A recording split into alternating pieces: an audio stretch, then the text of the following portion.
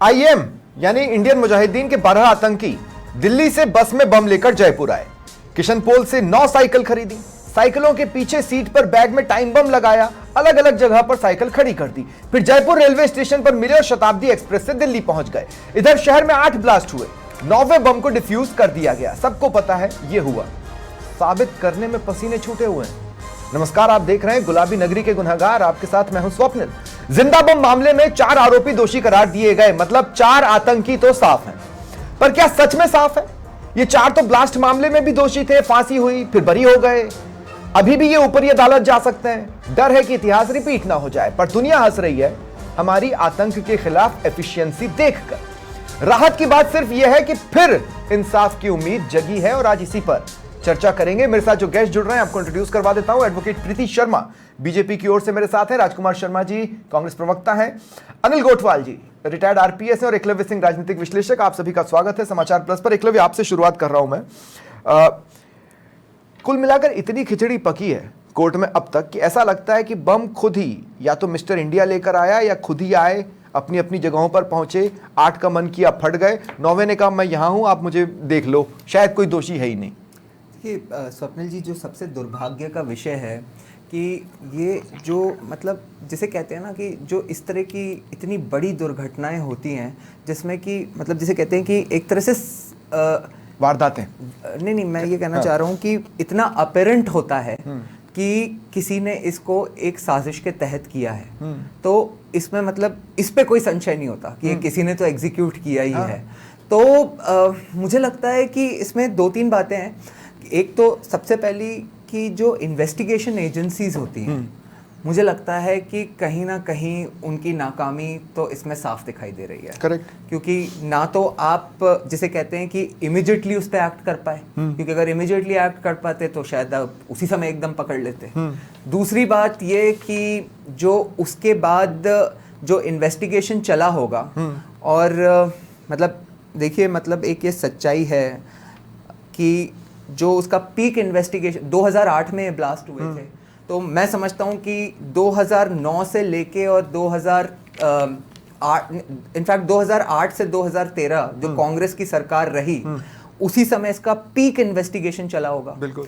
और देखिए दुर्भाग्य की बात है कि कांग्रेस का सरकारों का जो रवैया रहा है, वो जहां भी जिसे कहते हैं कि इस्लामिक आतंकवाद जहां भी इन्वॉल्व हो जाता है, वो उनका एक थोड़ी सॉफ्ट रहने की प्रवृत्ति रही है। तो मैं समझता हूं कि वो भी इसमें एक रोल प्ले किया होगा। और देखिए जुडिशरी भी जो है उसके एक तरह से एक थोड़े से हाथ तो बंधे ही होते हैं। इसलिए बंधे होते हैं कि जो उनके पास जो एविडेंस आएगा, जो इन्वेस्टिगेशन एजेंसीज उनके आगे लाके सामने रखेंगी, तो उस पे उनको चलना पड़ता है।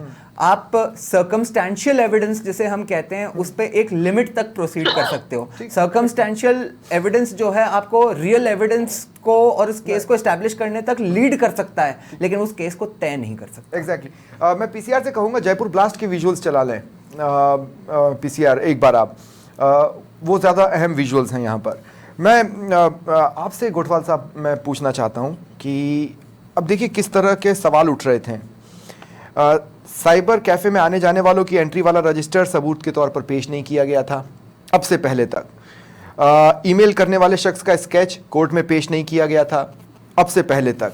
इसके अलावा आप देखेंगे जो साइकिल खरीदी उसका बिल उसका मिलान नहीं हो पा रहा है। जो भी नंबर्स जो खरीद बिल बुक थी वो जब्त करने के बजाय पता नहीं क्या कोर्ट में पेश किया गया, फ्रेम नंबर मैच नहीं हो रहे हैं।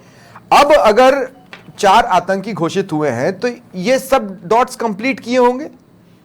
नहीं, नेचुरल है स्वप्निल जी, ये डॉट्स कंप्लीट करने की कोशिश की होगी, ऐसा नहीं है। करीब 1220 के करीब विटनेसेस इन्होंने कराए हैं, और उसके बाद में जब ये एक सामने आया कि फांसी की जो सज़ा दी गई थी इनको और वो हाई कोर्ट ने रिवोक कर दिया, और उसके बाद में कहीं ना कहीं प्रोसिक्यूशन ने इसके ऊपर पैडिंग किया होगा या देखा होगा। और मैं ये मान के चलता हूँ कि चूंकि उसमें चारों को फांसी की सजा हुई थी। तो फांसी की सजा के अंदर कोई भी ऐसा एक भी छोटा सा भी एरर या साक्ष्य का कुछ क्वेश्चन मार्क लग जाता है तो फांसी की सजा के अंदर। लेकिन इसके अंदर जहाँ धार्मिक स्थल के ऊपर पास में या सार्वजनिक स्थान के ऊपर, तो इसमें कम से कम आपको 6 साल की सजा और आजीवन कारावास तक का ही इसके अंदर प्रावधान है।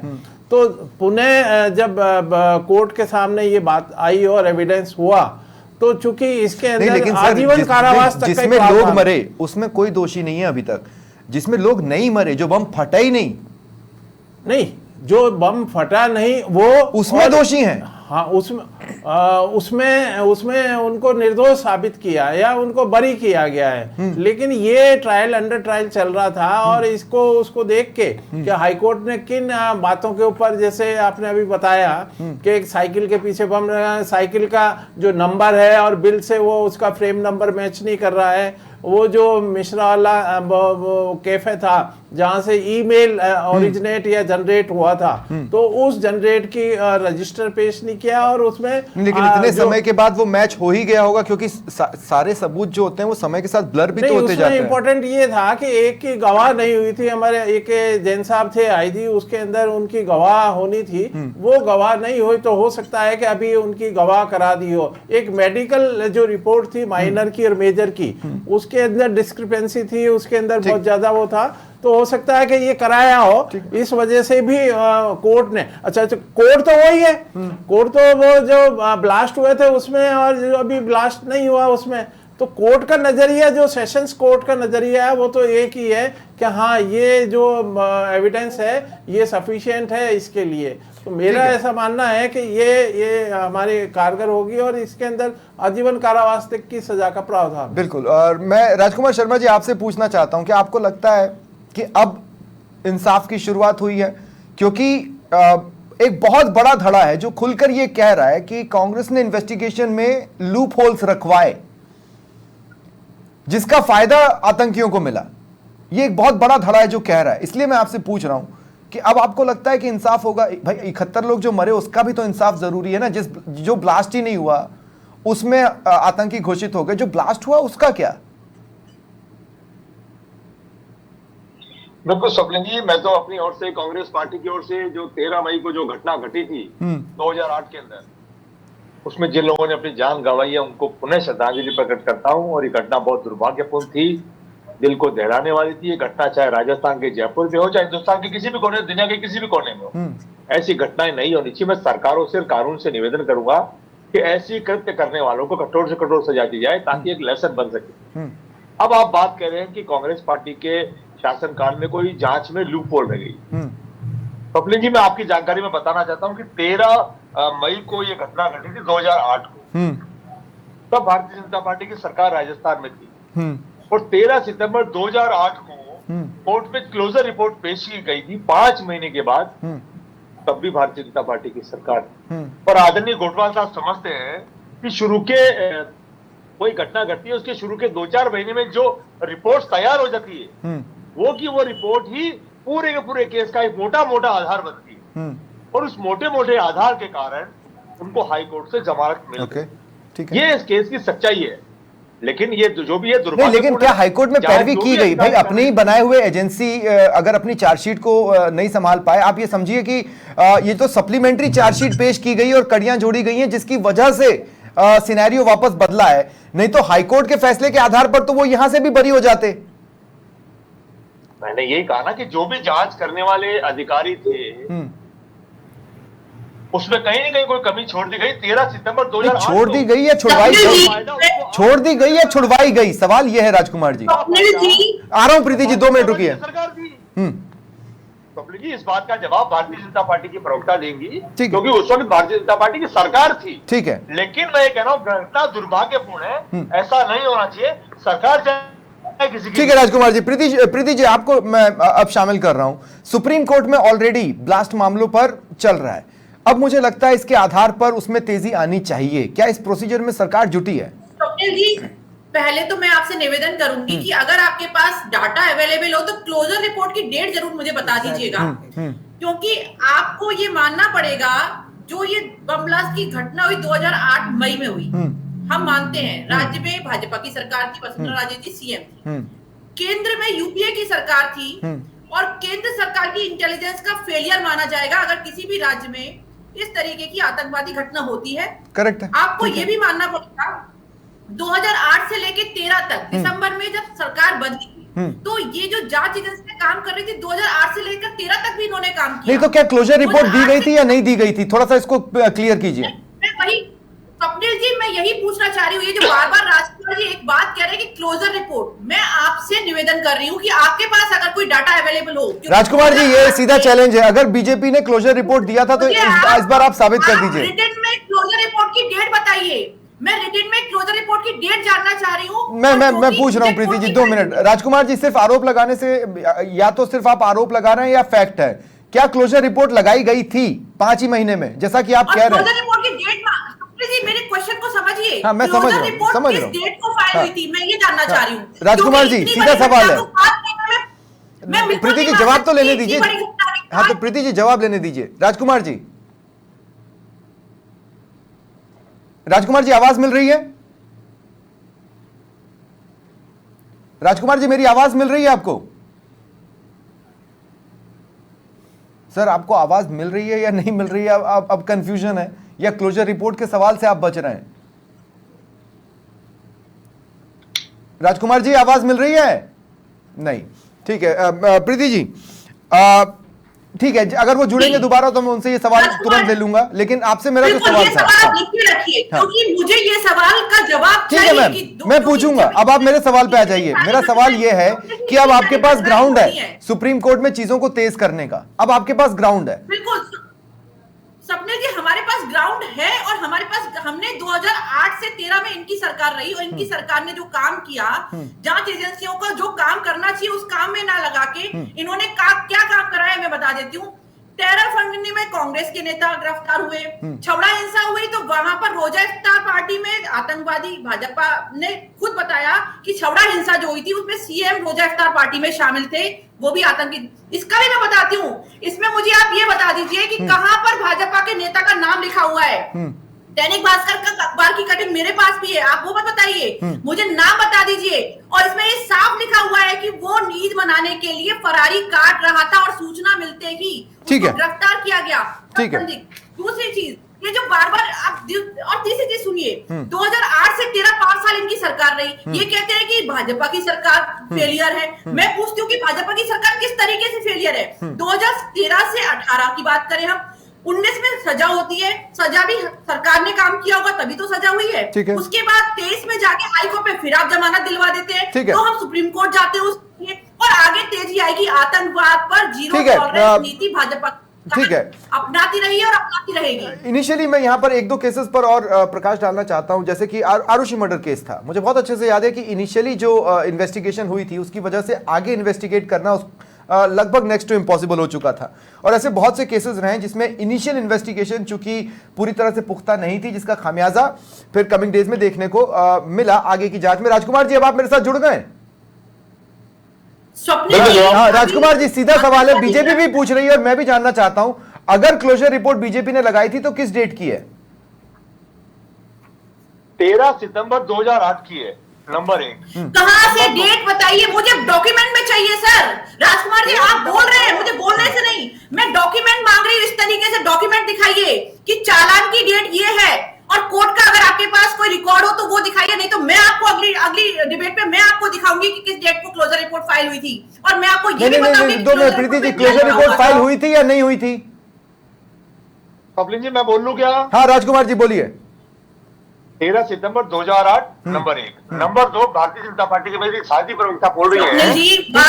प्रीति जी 2 मिनट रुकिए ना, प्रीति जी 2 मिनट रुकिए, 2 मिनट रुकिए, मैं आपको भी मौका दूंगा। 1 मिनट राजकुमार जी की पूरी बात तो सुन लें। हाँ राजकुमार जी क्या जो इस पूरे घटनाक्रम में साजिश करता है फिरोज, जो 2 साल से फरारी काट रहे थे, वो राजस्थान पत्रिका के लेख के अनुसार उन्होंने भाजपा अल्पसंख्यक मोर्चा के जिला अध्यक्ष मंसूर जमादार के भाई मसरूफ के यहाँ पनाह ली थी। नहीं पर अब देखिए, अब ये इतने उस पे नहीं जाएंगे, ये इतने उस पे नहीं जाएंगे। आई एम सॉरी, हम ये पीड़ितों के साथ अन्याय कर रहे हैं। मुझे लगता है हम ये पीड़ितों के साथ अन्याय कर रहे हैं। ये आप लोग जो बातें कर रहे हो वो हम पीड़ितों के साथ अन्याय कर रहे हैं। मैं उसे कंटिन्यू नहीं रहने दूंगा, मैं उसे कंटिन्यू नहीं रहने दूंगा। रही बात क्लोजर रिपोर्ट की, क्लोजर रिपोर्ट को मैं खुद चेक करूंगा, क्लोजर रिपोर्ट को मैं खुद चेक करूंगा और फिर उस टॉपिक को मैं दोबारा लूंगा। ठीक है, अब आप दोनों को रुकना होगा, अब आप दोनों को रखना होगा, आप दोनों को रुकना होगा। अनिल कोटवाल जी, मुझे बहुत अच्छे से याद है। 2 मिनट रुक जाइए प्रीति जी, अब आप प्रीति जी 2 मिनट रुक जाइए प्लीज। अनिल कोटवाल जी मुझे बताएंगे, जिस समय ये बम ब्लास्ट हुआ था उस समय आप भी जयपुर में एक महत्वपूर्ण जिम्मेदारी संभाल रहे थे, जहां तक मुझे याद पड़ता है, ट्रैफिक से रिलेटेड। उस दिन भी एम्बुलेंस या लोगों को अस्पताल तक पहुंचाना, उस सारी व्यवस्थाओं को आप भी मॉनिटर कर रहे थे। क्या ये क्लोजर रिपोर्ट वाली बात आपको पता है?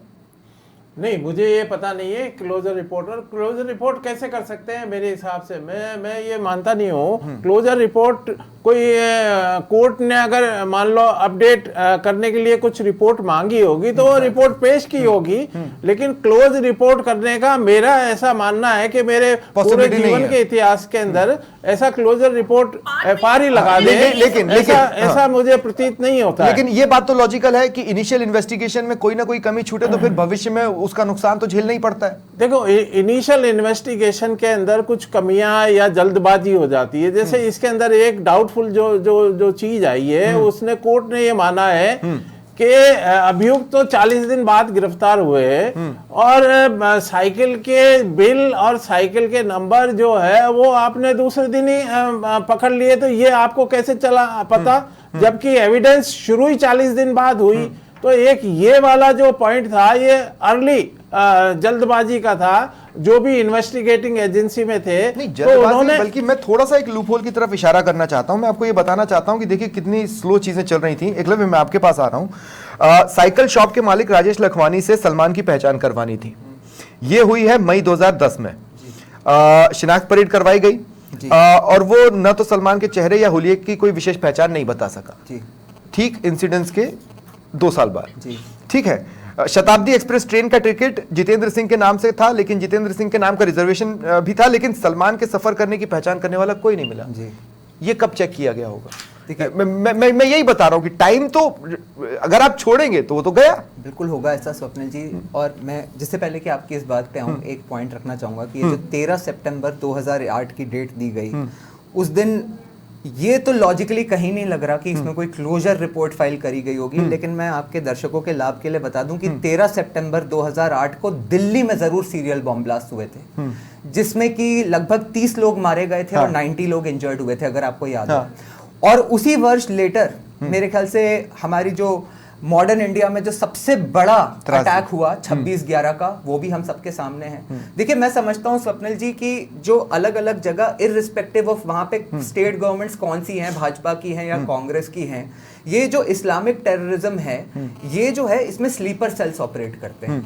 और होता क्या है कि ये अलग अलग स्टेट में इनएक्टिव मोड में रहते हैं, अपना काम करते रहते हैं, परंतु जो नेशनल गवर्नमेंट जो होती है, जो सेंट्रल गवर्नमेंट होती है, उसके अंडर में जो इंटेलिजेंस एजेंसीज हैं, वो किस तरह का इनपुट स्टेट गवर्नमेंट्स को दे पा रही हैं, वो बहुत ज्यादा मैटर करता है।